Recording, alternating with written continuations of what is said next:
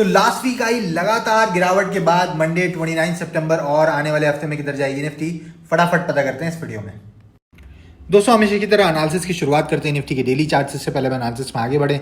अगर आप पेज पे पहली बार आए तो फॉलो करना मत भूलिएगा ऐसे धमाकेदार डेली मार्केट एनालिसिस वीडियोस के लिए। अब फ्राइडे की जो हमारी एनालिसिस थी उसमें हमने आपको ये बताया था कि भाई अगर मार्केट को बाउंस बैक मारना है तो ये जो 3 मूविंग एवरेजेस की सपोर्ट जोन थी यहीं से मारना होगा, और यदि इनकेस इनके नीचे भी एक कैंडल की क्लोजिंग मिल जाती है और अगले दिन उसका लो टूटता है तो भाई रास्ता तय हो जाएगा सीधे 24,166, ये जो 200 पीरियड का मूविंग एवरेज है यहाँ तक का। और ऐसा ही कुछ होता हुआ दिख रहा है भाई।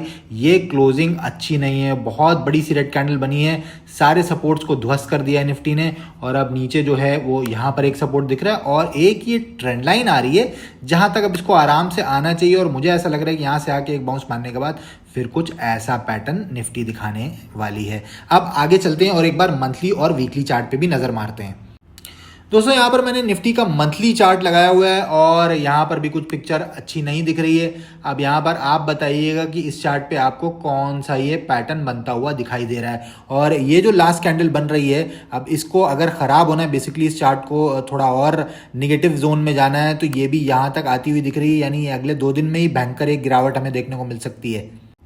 अब हम वीकली चार्ट पर आ गए और यहाँ पर भी पिक्चर कुछ खास नहीं दिख रही है। बड़ी सी एक रेड कैंडल बनी है और इसमें भी इस ट्रेंड लाइन के सपोर्ट के बाद 24,166 के लेवल पे ही अगला सपोर्ट दिख रहा है। अब इंट्राडे में हम मूव्स को कैसे पकड़ेंगे ये देखते हैं निफ्टी के 5 मिनट के चार्ट पे।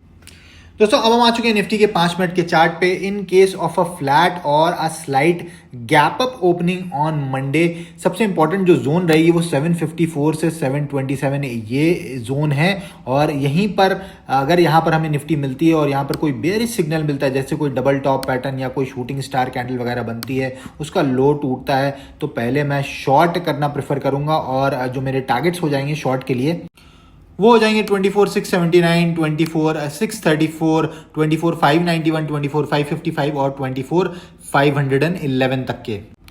अभी जो 24,634 का लेवल है, अगर डायरेक्टली इसके नीचे ही गैप डाउन खुल जाती है मार्केट तो यहाँ तक की रिट्रेसमेंट का वेट करेंगे। यहाँ पर कोई भी सेल सिग्नल मिलेगा तो दोबारा से सेम नीचे के टारगेट्स के लिए शॉर्ट करेंगे। अब दोस्तों बाइंग हम कहां पर करेंगे, तो बाइंग के लिए सबसे इंपॉर्टेंट लेवल मैं आपको बता रहा हूं 24,754। चाहे मार्केट यहां नीचे से चल कर आए या गैप अप खुल जाए तो बहुत बढ़िया रहेगा। 754 के ऊपर मुझे प्राइस एक्शन चाहिए, यानी कोई 5 मिनट कैंडल क्लोज करे, पहली बार में हाई निकलेगा नहीं ट्रेड लेंगे। जब दोबारा नीचे आकर इस तरह का कुछ प्राइस एक्शन दिखे तब शॉर्ट कवरिंग मूव आएगा जो निफ्टी को 786, 818, 858 और 886 तक ला सकता है।